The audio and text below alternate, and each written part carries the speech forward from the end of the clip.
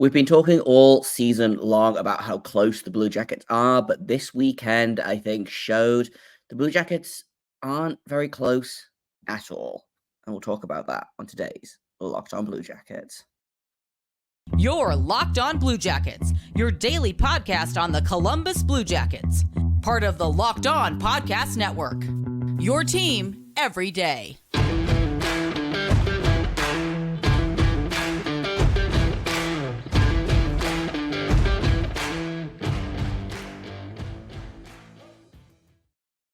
Hello and welcome to Locked On Blue Jackets, part of the Locked On Podcast Network, your team every day. I am, as always, your host, Jay Foster, here to give you the good, the bad, and the ugly about your favorite team and mine, the Columbus Blue Jackets. Before we get started, I want to thank everyone for making this your first listen of the day every single day. Locked On Blue Jackets is free and available on all podcast platforms and over on YouTube.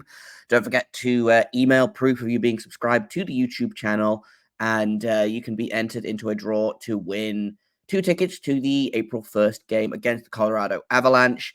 LockedOnBlueJackets@gmail.com is the email to go to. I also want to let you know that today's episode is brought to you by FanDuel. Make every moment more, because right now new customers are going to get $200 in bonus bets with any winning $5 bet.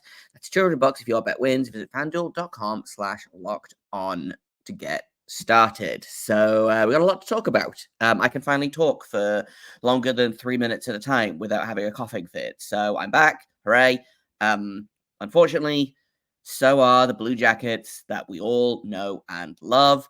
Thoroughly outplayed by the San Jose Sharks, the worst team in the league, somehow get the win.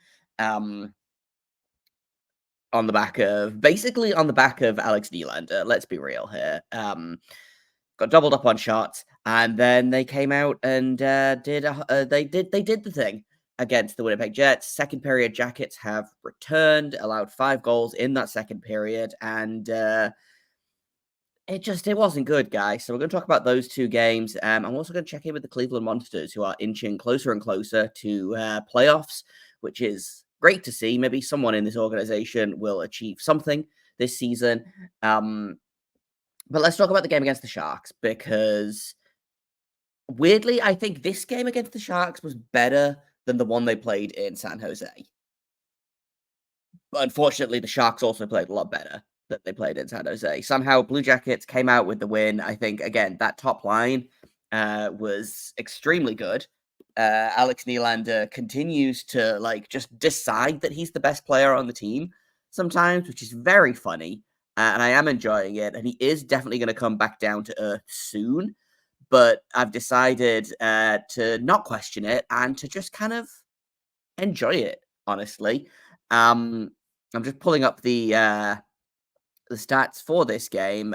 They were the only line that showed up in that game, really. They had a shot attempt share of 22-11 when those 3 were on the ice at 5-on-5. The other 3 lines allowed 14, 6, and 18 shot attempts against, and had 4, 5, and 8 shot attempts for. So at 5-on-5, Nylander, Jenner, and Gaudreau had more shot attempts on their own than the other 3 lines combined, and it's not close. The Texier, Sillinger, Marchenko line was particularly bad at 4 shot attempts for and 14 against, but it just, apart from that top line, it was a rough game, guys. Blue Jackets continue to struggle with basically everything. And I think we'll talk a little bit about the effect of the Nylander, Gaudreau, Jenner line against the Jets in a minute, but I think that game was a really good example of what happens when your top line stops scoring, because no one else is doing anything at the minute. And that maybe is a little bit unfair to this team, considering of the other 9 players, 4 of them are AHL call-ups, and one of them is a rookie in Voronkov, and one of them is Mathieu Olivier, who, in fairness to Mathieu Olivier, has been pretty good. On an individual basis, I have liked his game a good amount. I think he's been getting some PK time with Corrali out, and I think he has looked pretty decent on that. I'm just pulling up his PK numbers. Didn't allow a goal on the PK against the Sharks. And in general, again, not a great night individually, but basically created no offense, but also didn't create any offense for the other team. So, like, I'll take it, quite frankly. He had an expected goals for, sorry, of 0.13 and an expected goals against of 0.55. So, like, created nothing, but also didn't really allow anything. So he seems to have kind of taken up that mantle of being the adult on that line. And I thought he was fine last night. My issues last night against the Jets were not with the fourth line, but again, we'll talk about that in a bit. I thought Tarasov, excellent, exceptional. 39 saves, on 41 shots. I think he'd probably like to have one of those back, but the other one was it was a great goal. And again, I thought he was excellent. Again, the goaltending conversation is starting to rear its head because I thought Elvis was very poor against the Jets. And you know me, I have been one of Elvis's biggest defenders this season. And his numbers have they started strong and they've kind of been dipping a little bit. Poor showing against Montreal. What was it? 3 goals on 4 shots in the first 5 minutes of the game or something. I'm just pulling up Elvis's individual stats because I didn't do that before starting the episode. Was okay. He was in his last 5 games. He has 1 win and an overtime loss, and then 3 regulation losses. 28 shots, 2 goals against the Rangers, same against Chicago. Identical stat lines, except he won 1 game and lost the other one. Again, Montreal, very poor. Winnipeg, very poor. 6 goals on 27 shots. And then was great against Ottawa, and the team just couldn't figure it out. So, like, I'm not worried necessarily about Elvis. He is hanging on to that 900 save percentage on the season by the skin of his fingernails. But again, he's been worlds better than he has been last season. And I'm choosing to take that as a positive. So, like, there were good things to like about this game. Like I said, that top line. Alex Nylander has been such a fun pickup for this team. 8 goals in his first 11 games, 11 points in his first 11 games. Did not get on the score sheet last night, I believe, but I am like I said, kind of at the beginning. I'm just gonna enjoy what's happening there because it's been very fun, and the Blue Jackets have not had like a ton of fun this season. I feel like because everyone has either underperformed or been injured. And so I am enjoying this. I'm enjoying Alex Nylander just kind of arriving and having fun with it. And his underlying stats are pretty good as well. I'm just looking them up right now. In 166 minutes with the Blue Jackets, he's been on the ice for 223 shot attempts for, 166 against. So 57%, just over 57%. Has an expected goals for percentage of 58%. He has been on the ice for 32 high danger shot attempts for, and 28 against, 6 high danger goals for, and 4 against. Like, he's got positive stats in basically everything. Just a really fun pickup, honestly. This is all at 5-on-5, by the way. This is not counting his power play numbers, but I'm having fun watching the guy. He's very fun to watch, and he's bringing some good vibes. So it was really, really great to see him have such a good game against, admittedly, Sharks, terrible team, but somehow managed to outplay the Blue Jackets. And I've decided that I'm just gonna, like I said, I'm gonna enjoy the Alex Nylander hot streak as long as it lasts. It probably won't last very much longer, but on the other side, on the other hand, I feel like I've been saying that for like 2 weeks, and he continues to he continues to score. So again, just gonna enjoy it. And I'm gonna stop questioning it. Unfortunately, that line struggled mightily against the Jets, and so we're going to talk about that as well as a couple of other things that happened in that game in just a second here on Locked On Blue Jackets. First, I'm going to tell you guys about Robinhood, because did you know that even if you have a 401k for retirement, you can still have an IRA? Robinhood has the only IRA that gives you a 3% boost on every dollar you contribute when you subscribe to Robinhood Gold. But get this, now through April 30th, Robinhood is even boosting every single dollar you transfer in from other retirement accounts with a 3% match, and there's no cap on that 3% match. Robinhood Gold gets you the most for your retirement thanks to their IRA with that 3% match. This offer is good through April 30th. Get started at robinhood.com/boost. Subscription fees apply. And now I've got to give you some legal info. Claim as of Q1 2024, validated by Brady's Global Market Research. Investing involves risk, including loss. Limitations apply to IRAs and 401ks. 3% match requires Robinhood Gold for 1 year from the date of the first 3% match. Must keep Robinhood IRA for 5 years. 3% matching on transfers is subject to specific terms and conditions. Robinhood IRA available to U.S. customers in good standing. Robinhood Financial LLC, member SPIC, is a registered broker-dealer. Welcome back to Locked On Blue Jackets. We've talked about the quote-unquote good game that the Blue Jackets played this weekend. Now we have to talk about the other one. Blue Jackets lose 6-1 to the Winnipeg Jets. And okay, the Winnipeg Jets are a very good team, and the Blue Jackets are playing with half an AHL lineup right now. That being said, I'm not buying that as an excuse. When you look at the game that Zach Werenski had, I thought a terrible game. I thought Gabranson was brutal at times. That top line, that's been so good for this team, again, struggled, I thought. Not struggled in terms of creating offense, but struggled in terms of actually delivering on that offense. They were 3 of the top 4 players in terms of Corsi 4 percentage for the Blue Jackets at 5-on-5, but this game I thought was a really good example of what happens when your team is the hot guys on your team, or the hot players, are not producing.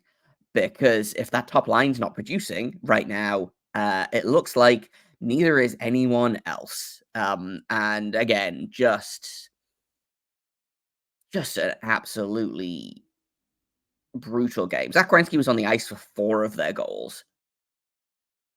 What are we doing here? Just terrible defense on basically every single goal. And that's not to take anything away from the Jets, who are an extremely good team, and not to take anything away from Connor Hellebuck, who is an extremely good goalie and had a very good night. That was his shutout bid was ruined, but he made 26 of 27. He made 30 of 31 saves. So partially this is just that the Blue Jackets got goalied by probably the eventual Vezina winner at the end of this season. And also it was that Elvis just was not feeling it. 21 of 27 saves is not good enough. It just isn't. I don't know what to tell you.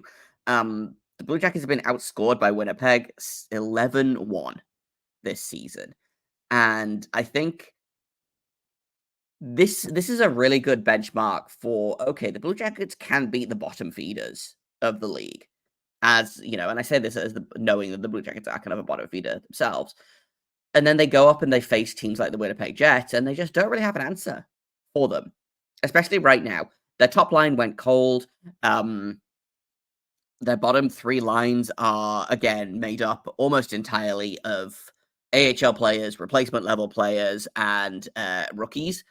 And some of the Blue Jackets' best offensive generators are out with injuries at the minute. Chinikov out. Danforth, who is maybe not one of the best offensive creators, but I think this team misses him. Out. Sean Corrali, great penalty killer. Out. Fantilli, out. Probably done for the season. I don't know that he comes back. I think he's got 2 weeks left on his 8-week timeline, but he hasn't started skating yet. So, like, if I'm the Blue Jackets, honestly, I'd probably just shut him down for the season. Ken Johnson, done. Had shoulder surgery a couple of weeks ago and is out until the start of the season, maybe longer. Anna Boquist, who, again, the Blue Jackets were so close to having something approaching, like, defensive stability for the first time in a little while. I thought the Werenski-Boquist pairing was great. Boquist, out injured. And for some reason, that means that they've got to screw with all of the defensive pairings. I thought the Provorov-Severson pairing was fine, but not great. I don't know why they put Jake Bean up on that top pairing with Werenski. I thought that pairing was a collective nightmare. Gabranson and Christensen struggled. I don't know, just weird choices about the defense. And I don't think that helped. In terms of, like, yes, Elvis wasn't great, but it's I don't understand what the logic is behind some of the moves that Pascal Vincent makes sometimes. And, like, maybe that's on me. It probably is. But it's so frustrating to watch him just kind of juggle things. And okay, they didn't play well enough on against San Jose to, like, justify keeping everything identical, but to split up, like, and maybe this is, kind of reminiscent. This is kind of a deeper problem. If your most consistent and best defense pairing right now is your third pairing, and they've been the most consistent pairing all season long, quite frankly, in Bean and Gabranson, but then you kind of split them up for reasons unknown. I get that they wanted to move Werenski back to the left. I don't know why they moved him to the right to begin with. Like, if you, I don't know. Again, weird choices. I don't know why you didn't want to throw Christensen up on that top line and give him a shot, because, like, I don't know. Just, again, weird choices. No one really had a good game. I will say,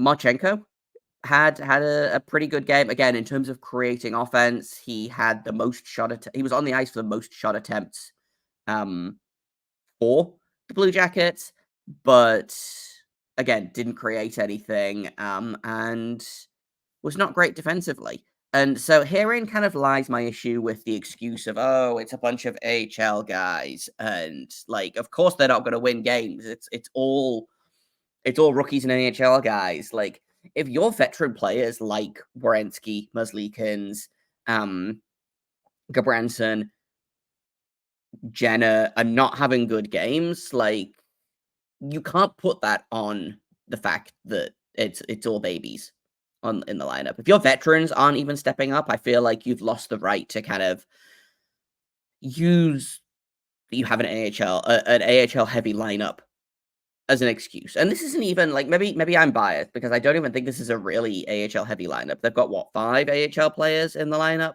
right now? If you include Treyfix Wolanski, who's probably there for the rest of the season due to, again, injuries and trades and whatnot. This is nowhere near as bad as it was last season when the Blue Jackets iced, I think, 4 rookie defensemen and Eric Branson and Andrew Peak for, like, multiple games. So, like, again, could be worse, but it could be a whole lot better. And it's frustrating to see your veteran players struggling when there's no one there to step up, because these are the games that your veteran players should be stepping up. Like, why are you looking at Brendan Gaunce to be the offensive answer? How are you going to let Logan Stanley score on you?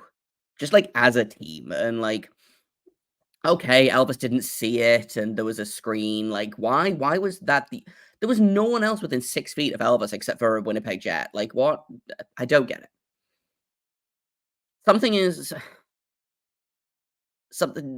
All of the things that it felt like this team has been building towards over the past couple of weeks with, again, They haven't been winning, but they've been playing pretty good. They've been playing some solid hockey. And it felt like this weekend, it all just went, poof, just gone out the window. And that's frustrating to watch as a fan, as someone who gets paid to watch this team. Like, it's frustrating. And it's not going to end anytime soon, because the Blue Jackets have. So when I after the trade deadline, I looked up the schedule and was like, the Blue Jackets might win 10 games for the rest of the season. Um, they've won 6 games so far. So do they have another 4 games? They have another 4 wins in them this season.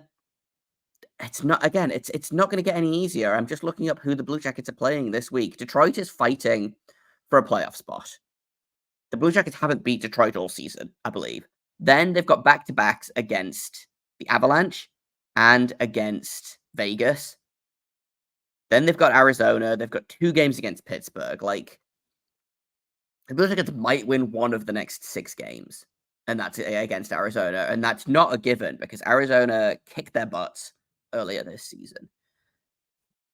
Penguins are falling apart right now, but playing the Blue Jackets always seems to be what's good for them. So I'm fully expecting them to have a good showing. And then you go to April. Again, another game against the Avalanche. Islanders fighting for a playoff spot. Flyers playing suspiciously well right now. Game against the Hurricanes. Game against the Lightning. Game against the Panthers. Predators fighting for a playoff spot. Finishing the season against the Hurricanes. Like, is there 4 wins in there for this Blue Jackets team? There might be 2 or 3. Probably they'll go and they'll do something stupid like beat the Avalanche in Colorado, and everyone will be like, "Oh my god, how did this happen?" But like, God, what a horrific end to the schedule, and what a horrific end to the season, especially with everyone injured right now. Like, I'm ready for the season to be over. I really am.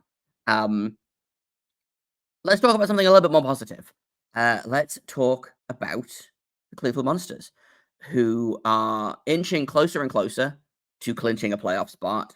And when they get all of their players back from the Blue Jackets, might actually do something in the postseason, which Columbus franchise team has not done in what feels like a million years. So we'll talk about the Monsters in just a second here on Locked On Blue Jackets.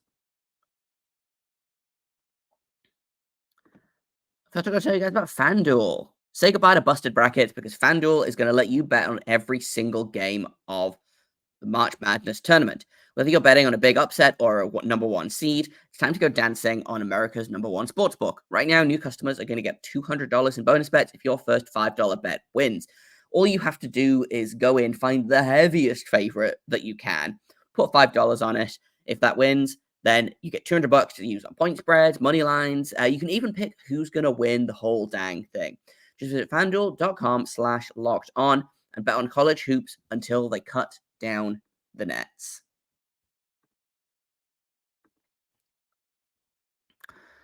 Welcome back to Locked On Blue Jackets. Let's talk about the Cleveland Monsters. Let's be Locked On Monsters for the last segment of today. I know I normally get Dina Weinheimer of the Calder Times here to talk about the Cleveland Monsters, but this is not a full Monsters Monday. This is just a mini Monsters Monday. And the Monsters beat the Baby Penguins, which you love to see it. Again, they've kind of had a rough go of things over the past little while because the Blue Jackets took all of their goal scorers. But they've got 2 wins in a row right now against the Griffins and the Wilkes-Barre Crown Penguins. They're playing the Penguins again tonight. So hopefully they can continue to do that. And it's looking pretty hopeful for them right now. They are back on top of the North Division with 76 points. Syracuse is right there behind them in second place.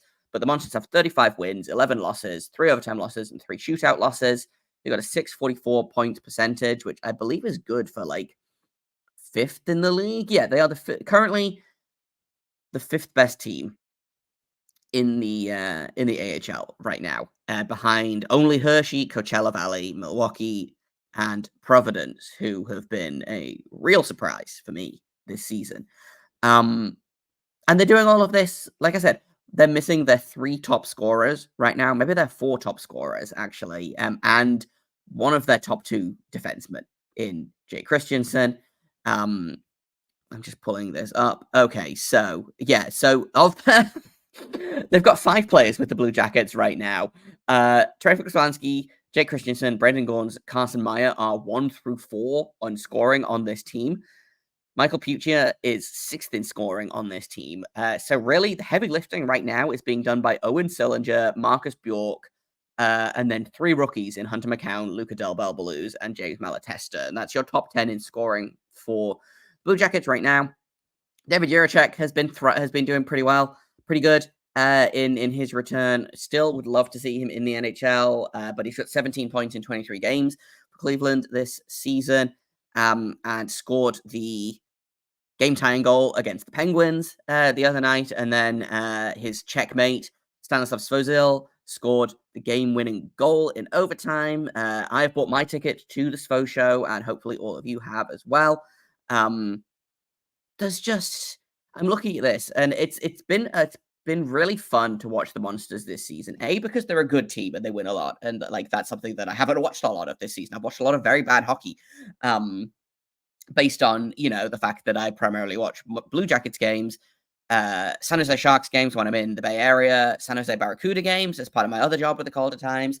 I've not seen a lot of good North American hockey this season. So it's been really fun to watch the Monsters. It's been really fun to watch them succeed. And I feel pretty good about them as a tough out in the playoffs. I'm just pulling up the playoff primer right now. Hasn't been updated because of their win last night. So I believe their magic number has now gone up to, so they need 13 points in their last 13 games of the season. So they're just basically, they need to go 500 to make the playoffs. Which again, fun. I enjoy it. They're doing great. They have, like I said, they've got a game against Wilkes-Barre on Monday, and then it's going to be a tough weekend for them next weekend. They've got back-to-back games against the Hershey Bears, who are the best team in the league by a significant margin. They, I believe, have clinched their division already. I don't know that anyone can overtake them, which is truly wild. Or they might be, okay, no, I'm sorry. They are the only team that has clinched a playoff spot, but they have a 14-point lead on second place in the Atlantic right now. They have an 11-point lead on second place in the entire AHL. Like, just a truly wild season is happening in Hershey. So that's going to be a big weekend coming up for the Monsters.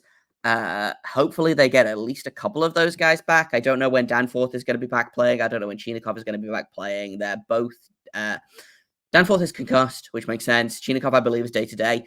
Corrali is probably going to be out a little while longer. He might be done for the season. He's week to week. And then obviously we're not getting Johnson back. We're probably not getting Fantilli back. And there's been no update on Adam Boquist. So I don't know when the Monsters are going to be getting Jay Christensen back. So we'll see. We'll keep track of how the Monsters are doing. Hopefully they continue to succeed and we get to watch some playoff hockey, even if it is the AHL. And frankly, sometimes the AHL playoffs are even better than the NHL playoffs because crazier things can happen. They play shorter series, and as we all know, hockey is a weird, wild game comprised entirely of voodoo and nonsense. So, who knows what's going to happen? And honestly, that's part of the fun. So we'll keep you updated on all of the Monsters news. The WHL playoffs are starting soon. The CHL playoffs, excuse me. The Blue Jackets have a handful of guys in those. So we'll keep you guys updated on what's happening there in terms of the NCAA tournament as well. I believe the Blue Jackets have a couple of guys who are going to be pushing to make the Frozen Four. Gavin Brindley over in Michigan. I believe Wisconsin is still alive in the tournament as well. So William Whitelaw is going to be there. We'll do some prospect check-ins. It'll be fun again because that's probably the most joy we're going to get this season is from the success that the prospects and the AHL team have. So we'll keep you updated on all of those things. Tomorrow, we are going to talk a little bit more about tomorrow night's game against the Detroit Red Wings, and hopefully it will not be as ugly as this weekend has been. So we'll talk about all of that. Thank you for listening. Thank you for making this your first listen of the day every single day. Locked on Blue Jackets is back and free and available on all podcast platforms, over on YouTube and on SiriusXM. Thank you for listening. Once again, I've said that I think 3 times in the past 17 seconds, but it's fine. You can find me on Twitter at _Jacob Foster, JAKOBFORSTER. You can find the show at LO_Blue Jackets. If you have comments, questions, criticisms, you can email me at lockedonbluejackets@gmail.com. Don't forget to email proof of you being subscribed to the YouTube channel to be in with a chance of winning the tickets to the game against the Avalanche on April 1st. Once again, we're going to talk about the Detroit Red Wings in tomorrow's episode. And until then, make sure you stay locked on.